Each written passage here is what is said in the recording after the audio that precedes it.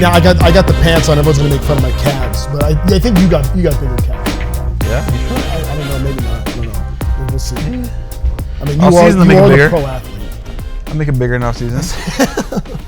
I got them just this. Put them all here. Are we rolling? Are we good? We're rolling, yeah. KJ, what is dad life like in season, raising 4 kids? Mm-hmm.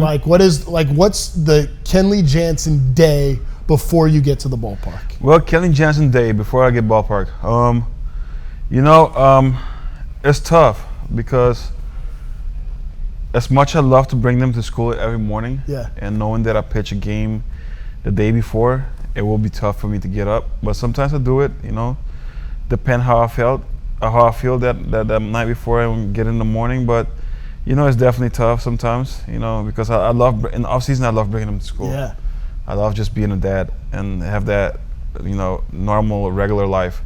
But knowing that, how our life operates, it's tough sometimes to just waking up and bring them to school. In season is way different. I'm just trying to imagine what it's like for you, kind of shutting it down when you're not in season and getting to spend that time with family. Because I know family has always been so important. Yeah, family is always important, man. Yeah. Like you said, that's the heart and soul right there.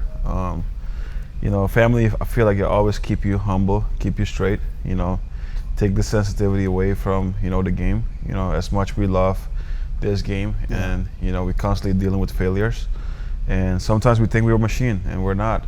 And when you get in front of your family, you see the reality that they really don't care. Yeah. They're happy to see me, they're happy that me being home, and they love you through good to the worst. So that's what I like about family, man. I got a little 3-year-old at home. She hates night games because at night games I don't get to tuck her in at night. I got to be here, so she hates night games. But I do whatever I can in the morning to try to do the school drop off. Yeah. So that's part of the trade off there for sure. Just a life in baseball. Speaking of which, I was just talking about the Inland Empire 66ers and the Cucamonga Quakes and back in the day the old Cal League. Yeah, there was a pretty good catcher back in the day in the Dodgers organization. Yeah. Not a bad catcher out there in the California League when you were there. What do you remember about that time coming up as a catcher before you became future Hall of Famer Kenley Jansen as a closer? It's just a struggle, man. The struggle of, living, basically sleeping in the kitchen, sleeping 1 year I sleep in the kitchen, I remember. Who are your roommates? It was, I remember it was me and Trayvon. I think either me and him had the kitchen, sleep in the kitchen, and the other one sleep in the living room. And then you have, I remember, I believe it was Josh Wall. He used to be a Dodger, high first round. Steve Johnson always, 2 pitchers. We also have, I forgot, man, it was 5 of us. Try to remember who was the third one, but it was 5 of us, and it was tough, man. It was tough, knowing that I didn't have that money to just have a car and go to the ballpark. You have to figure out when your teammates have to go, you have to go with them, and living that life. And when people think that it's oh man, you got to the major league, you think it's easy to get to the big leagues. No, it's not. All the process is definitely tough. So that's what I remember. I remember, getting to that grind, that struggle, and the scary moment when I become a pitcher. When they told me that I have to become a pitcher. So that was the scariest moment for me in my life. That never be on the mound before, and I have to do such things like that, and don't know where my career is gonna go from there. What do you remember about that conversation? It actually was, I went fill in AAA for AJ Ellis. AJ Ellis went to the big league that time. I was in Isotopes. What's Isotopes again? Albuquerque. Yeah. I was in Albuquerque, was playing there, and I remember our farm director, Dijon Watson, walked in, and I think Matt Wallach was our manager there. Okay. And Dejan walked in the office, and he just gave me that scenarios, and I'm like, no way I'm gonna do this. Like, ain't no way, Dejan. Like, let me just go play. Let me go try it again. Just give me 2 years. I'll figure out hitting, because I know my defense was great, but offense wasn't great at all. But he's like, no, I believe in 2 years you're gonna be in the big leagues. That's what Dejan thinks. I'm like, you're crazy for you to think that, and that's how you realize now that if you keep your mind open, man, your ears open, and accept such things like that and give it a try.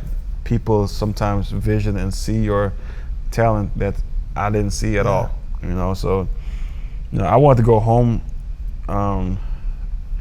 when he wants me to become a pitcher. I'm like, no, I'm not doing this no more. And I remember talking to my mom, rest in peace, and my dad. My mom always wanted me to be a catcher, but then my dad is like, son, I always want to see you as a pitcher. And that was the aha moment to, like, you know what, let me just give it a try, and the rest was history. That's amazing, because we all have moments in life where there's turning points and decisions that get made. And I think about yours, like, that is just a fascinating tale. How like that decision, how different is your life? Because if you're a struggling catcher in A-ball and trying to climb up, and it's like hoping to maybe get a crack, maybe at the major leagues, to now having the incredible success that you've had. What was it like knowing that while they believed in what you could be on the mound, they were also telling you that they didn't believe in you as a catcher? Like, that's a crazy spot to consider. Yeah, it's it's a part of both, right? They do see me. I talked to Travis, that was our catching director back then, and like, they see such things of me, also being a catcher, but they just don't see it, like, compared to what impact I can do as a pitcher. Like, they see the arm that I have, they see all, the height, everything that I have. It was a reason, man, and it was meant to be, and it was definitely, like I say, it was scary, it was tough, I was angry. But when I make that decision, like I say, it's the best decision in my life that I ever made. It was life-changing. That, not only did it help my family, but it make the impact and change the whole dynamic of my future family. It just brings generational wealth. So I just have to keep, like you say, you keep being inspired, and you keep working hard, because nothing was given, everything was earned. And like I say, the decision that I make, and I give it a shot, and you appreciate having people, your surroundings, good surroundings, like, and that's a good call by Dejan. I will forever forever I will be grateful about this man, that not only did he help me, he helped my whole family, my mom, my dad, my brothers. He helped all of us. It was a life-changing for all of us. So it's just definitely a blessing, and I will forever thank him for that. When you think about that time, sleeping in the kitchen, trying to find your way, to now having this long, illustrious major league career, do you feel like that time had an impact on maybe not just your appreciation of what Major League Baseball is, but had maybe allowed you to be able to have the success at the big league level because you came from a start like that? Yeah, for sure. It definitely, it makes me who I am. Mm-hmm. I was dedicated. From off season, when I go home, live in my parents' house, and I don't want to be living in my parents' house no more. Like, it get to a point that I wanted to have my own life. I want to, see my mom and dad have, a great marriage, and have, raised three sons. And, something about me, being a kid, as a 5-6 years old, throwing tennis ball on the wall, playing by myself in the yard, in the backyard, envisioned that, Atlanta Braves used to be my favorite team growing up, watching on TBS. Sure. Fred McGriff used to be my favorite player. I can mention you the whole roster in the 90s coming up. And, to me, it's just, I was envisioning it. And till when I get to the big leagues, I realized that, man, I didn't even know what I was doing. Yeah. Like throwing tennis ball on the wall, with my glove, with myself, bare feet, hot, 12 o'clock in the noon, basically outside on the street, throwing it on the wall. I remember our yard used to be, it was a white color. My parents have to change the color because so much I keep banging, tennis ball, me and my brothers, and it's just all, marks of brown dots of the tennis ball because we making the whole house dirty, So you realize then, you're like, man, I was a pitcher already because I was playing a baseball game, envision my imaginary game that I'm playing in Full County Stadium at that time. You know what I'm saying? And, I'm acting like I'm John Smoltz. I'm acting like I'm Greg Maddux and all these guys, Mark Wohlers and all these guys. I remember that. And now that I'm in the big leagues, and I remember, like, man, I was doing that when I was 5, 6 years old. So I was scared that I thought I never could pitch, but I was actually doing it by myself. Were you always the best of your brothers? I believe my middle brother, I'm the youngest. Yeah. I believe my middle brother was given. Yeah. He was signing with the Braves. He signed with Atlanta Braves. But he take it for granted. He could tell you that too. Yeah. And then he got hurt a lot, but he was given. He was really good outfielder. To me, he was a 5 tool. Like, he could run, he hit for power. But, like I say, I learned from him watching, the routes that he take, and it didn't work out. And I made sure from his mistakes, I also learned to, that I shouldn't do that. Like, I should, figure out this way. And I put it together, and here I am in the big leagues. You mentioned Smoltz, Maddux, Glavine, and just how dominant those Braves teams were. The thing about those guys, I mean, they weren't throwers, they were pitchers. Yeah. And figuring that out. And we are kind of in this time in baseball now where there's a lot of throwers out there. A lot of guys throw hard. Not a ton of pitchers. And here you are, 37 years old, still bringing it, still doing a great job with a ton in the tank, but a pitcher. Mm-hmm. What's that mean? What's it mean, the difference of being a thrower and a pitcher and some of what you've taken through your life in baseball? At some point we have to realize, I think, what young guys sometimes don't realize, everybody, the way how we practice nowadays, the way how, we do things, I don't see longevity the way how they practice. Sure. I'm sorry, maybe I might be wrong, but I just don't see longevity. The way how pitchers are training now, how they're doing all these, with plier balls, and I don't want to discredit nobody, but I perspectively, I don't see no longevity. Why? Because I don't see them stay healthy. You could see guys throw 100 miles per hour anytime, but the way how they practice, the way how, it's no more working. Like, I remember, coming to the big league camps, I just watched everybody from Ted Lilly, at that time, Chet Billingsley, Kershaw, everybody. Like, I remember during the season, me and Kersh is kind of the same age, but I'm just sitting there and watch his bullpen, and even if he's lefty, and I'm just,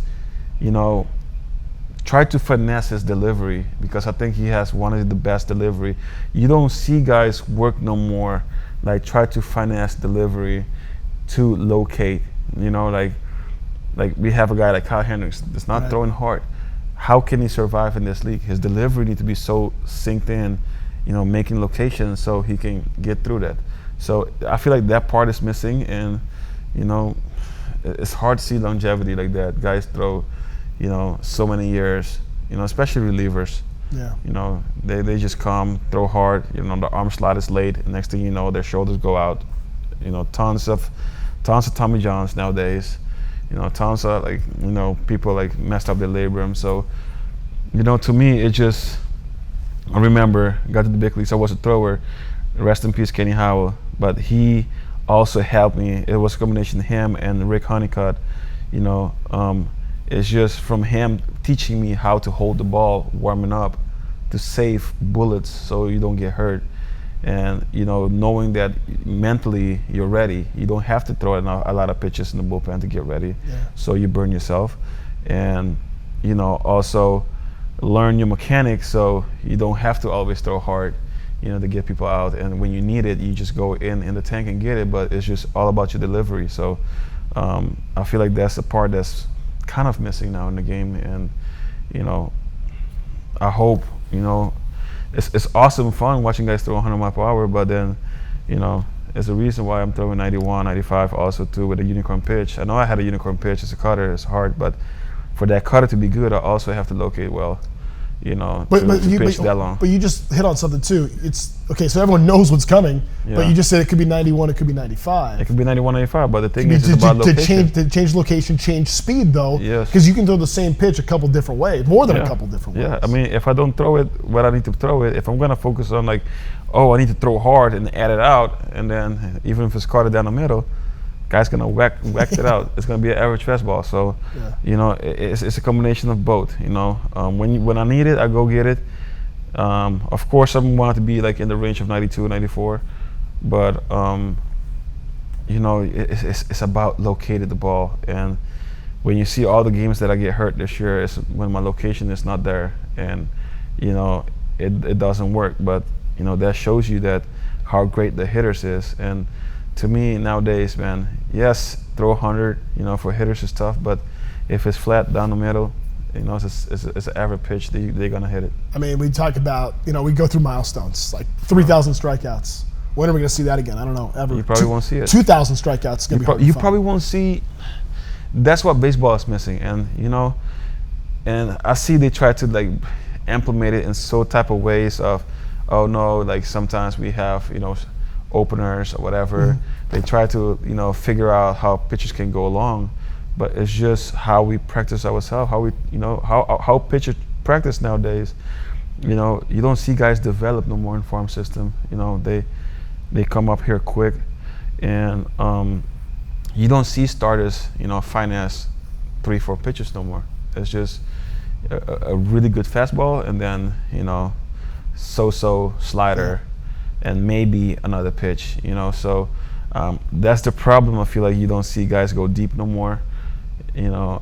Because it's like if you come out there and locate, your pitch count is going to be down, and you can throw, like I say, you can punch out more people if you have more pitches sometimes, and but guys don't stay healthy, so that's why I'm saying you're not going to see another 3,000, 3,500. Not forget about 4,000. Like that's Nolan Ryan forever. For sure. And I'm not trying to imply that this is like your responsibility. But when you come here, there's not a lot of teams that have Kenley Jansen in the clubhouse, that have gone through what you've gone through, a 4-time All-Star, a World Series champion, top 5 of the all-time saves list, and moving up and far from done in that regard. From what you've done in this game, is that something that you feel like you can give to other guys, whether it be in the bullpen and the staff, with this Angels team, not just holding down the 9th inning, but also in a leadership sense, to be able to bring some of that to these guys? It's pure mindset. I think it will start from, and this what I'm saying, it's not only players. Like to me, how I see it is the mindset of everybody got to change. From starting from nutritionists to the staff members who help you do your treatments, to the video guy, everybody, the coaches. To me, is if we want to be successful in this game, it has to be the mindset, starting every day, because it's a grind. So you're gonna come out here and grind. So your mindset have to be there.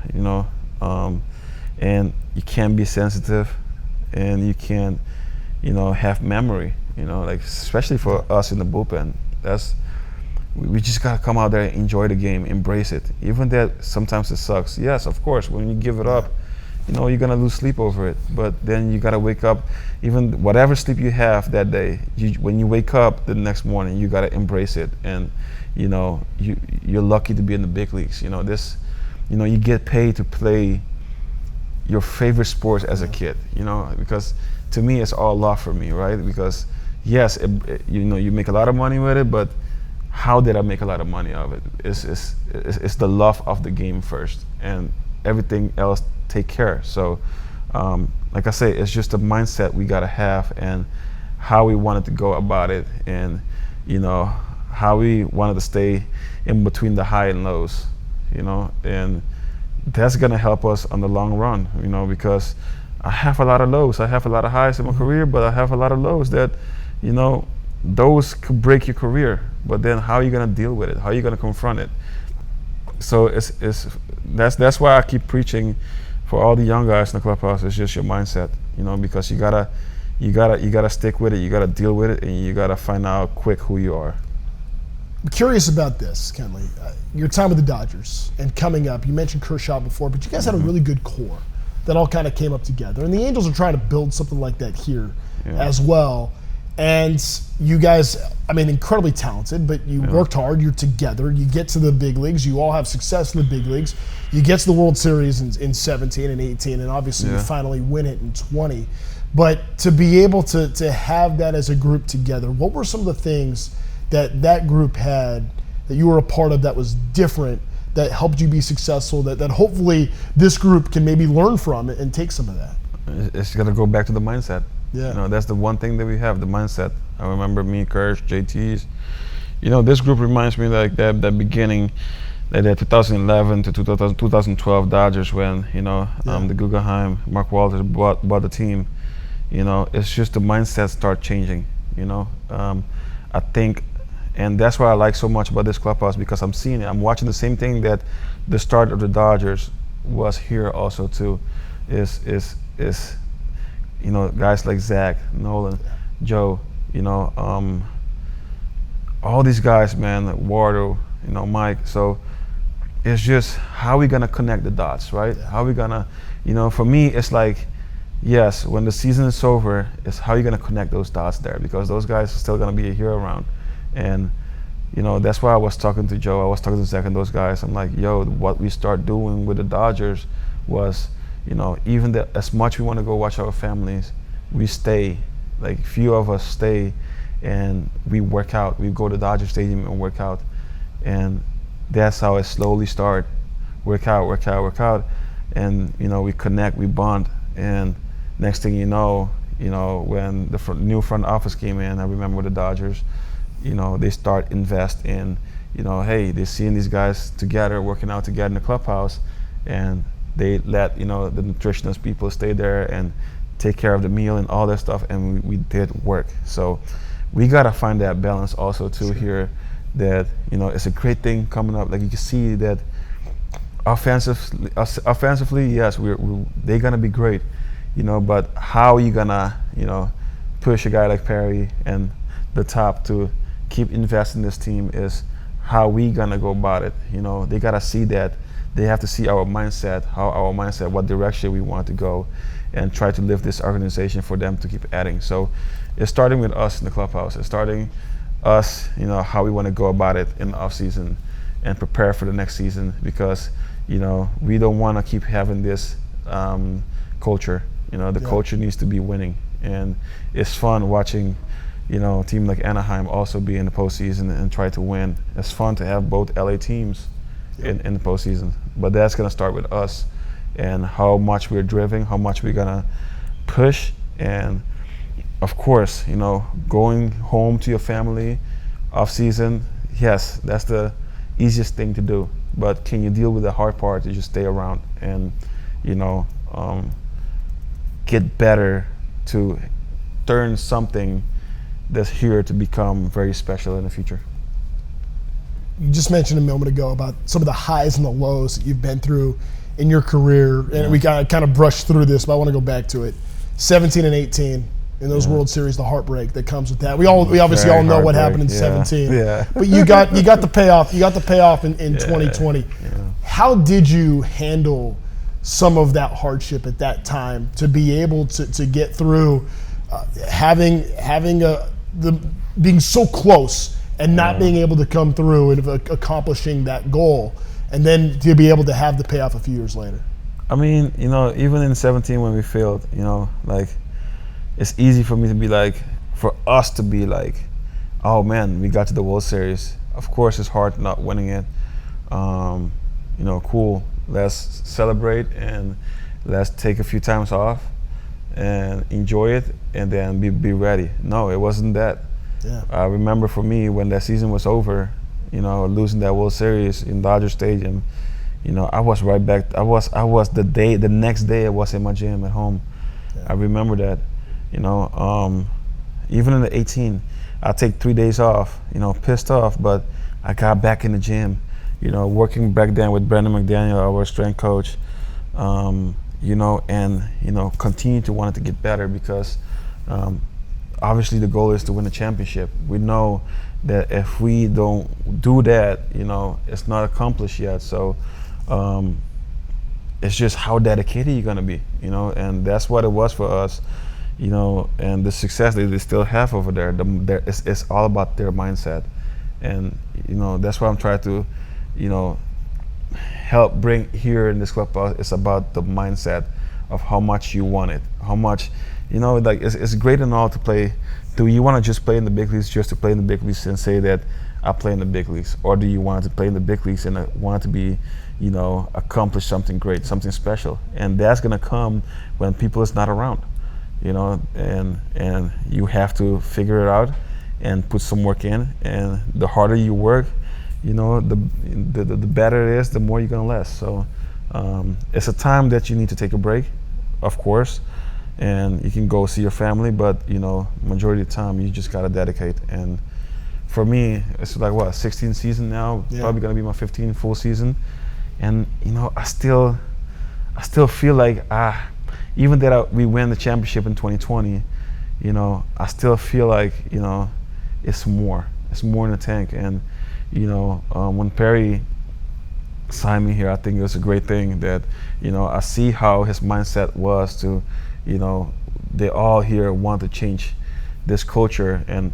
that's a great part to be now, that to do something special like that, help be that one part and help. And that's what, when these guys understand that, I think it's going to be very special. And that's what happened for me in 17, 18, and 2020 was a tough time for me.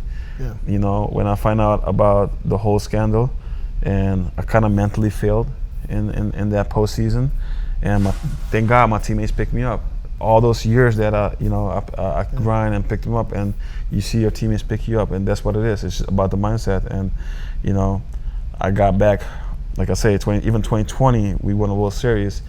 I wasn't happy enough because I feel like a part of me failed, and even that I'm a world champion, and I wanted to go back and to try to win it the next year again in 2021. And that's when I apply to get, a mental coach and get better mentally, and keep working in the gym and do all that. And, that's how my career keep progressing, and it's still going strong, I feel like, because of that. How do you balance the kind of the pressure you put on yourself in a certain way to continue greatness, to always be pushing, but also having some level of satisfaction for having incredible success in this game? How do you balance that?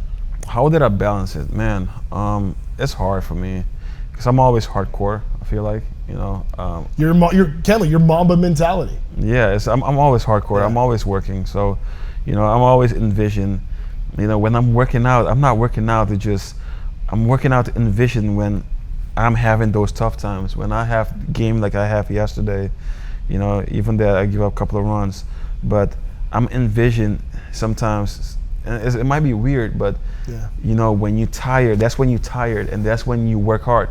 That's why you put all those work in the gym, because when you get to that position, it reminds you, and you know that, hey, you still have that mentality to get out. You're not tired, you still feel strong, and you still have that energy to just, slow. It's just to slow and process the game and slow everything down, and envision how I'm gonna get that last out, go and get that guy out, and help my team. So that's how my mind is always. So I've been with the Angels for more than 10 years.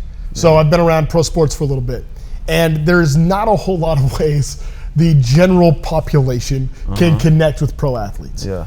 I think it's even harder for closers. You guys are a different breed. I'm just going to tell you.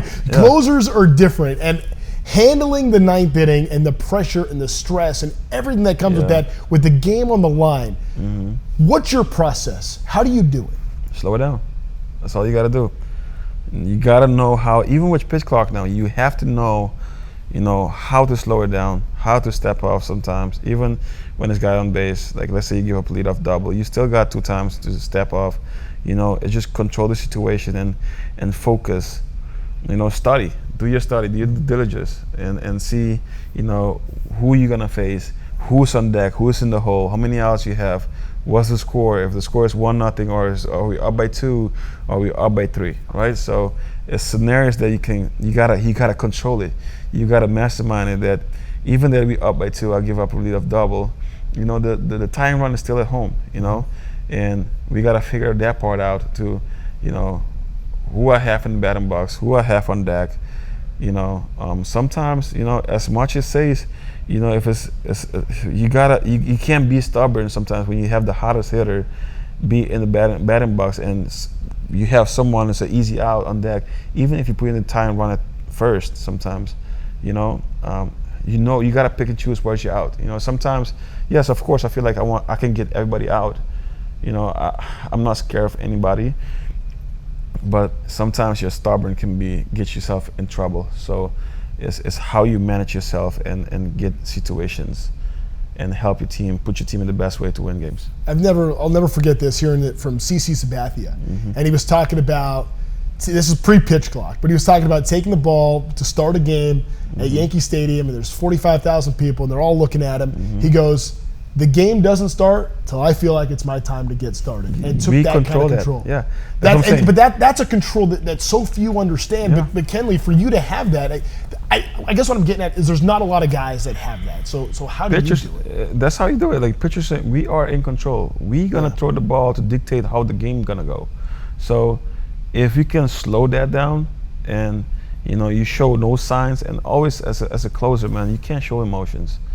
Even that stuff is not going your way, and you don't have your best stuff, but you gotta show that you have your best stuff that day, because when the hitter smell blood, I feel like that's when you're in trouble.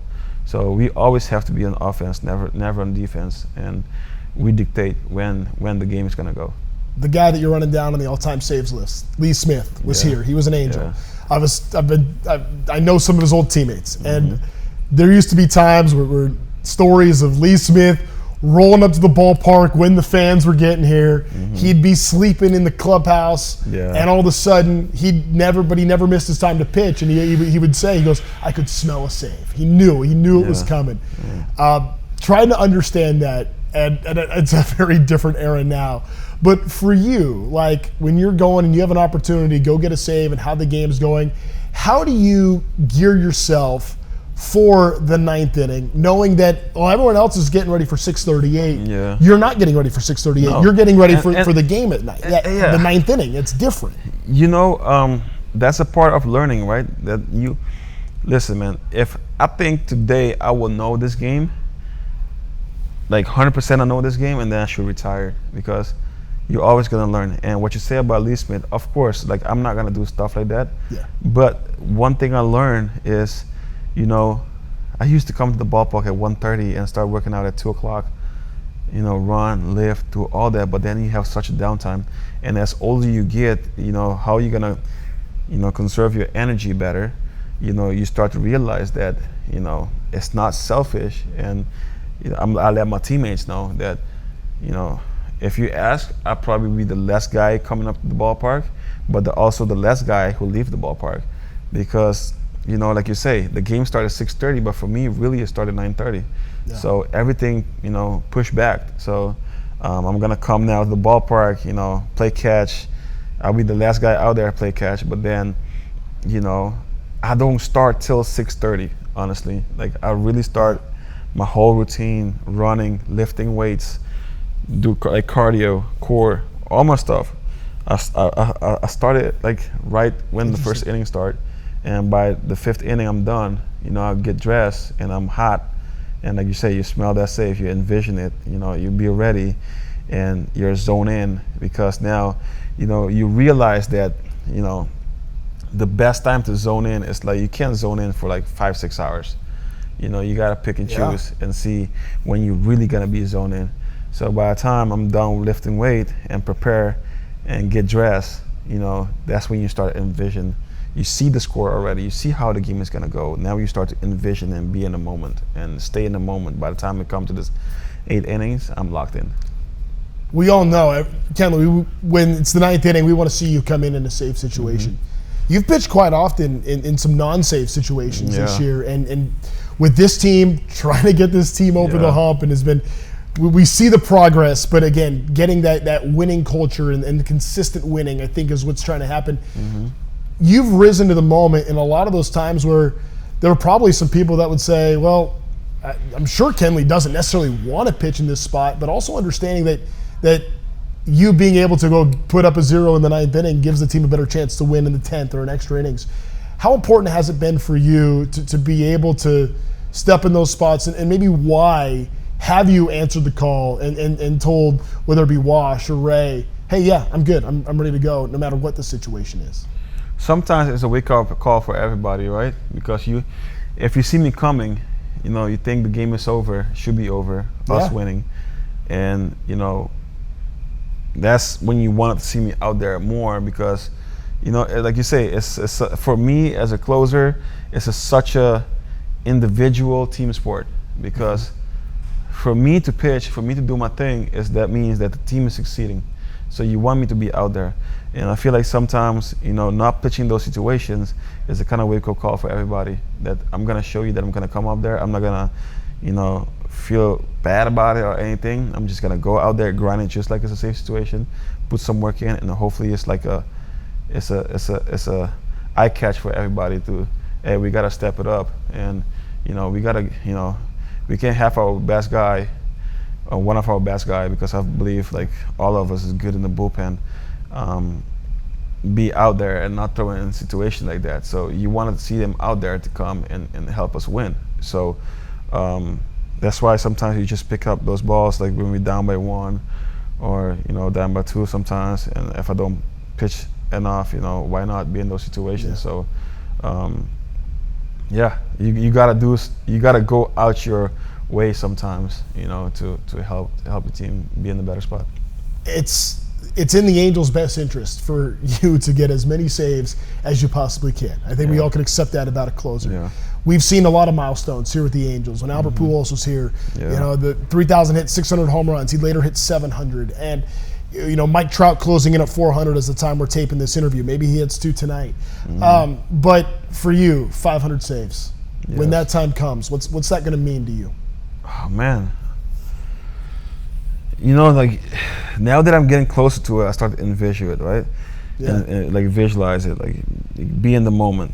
But on the same time, man, it will mean so much more watching our team be in the playoffs, you know, by getting there. But of course, you know, the only 2 people who got to 500 saves was Trevor Hoffman and Mariano Rivera. So for a guy who throw the ball, for a kid 5 years old, throw the ball on the wall, being in Curacao, never thought that I'm gonna be in the big leagues, but I did envision it. I did love it. I did, you know, be in my imaginary world.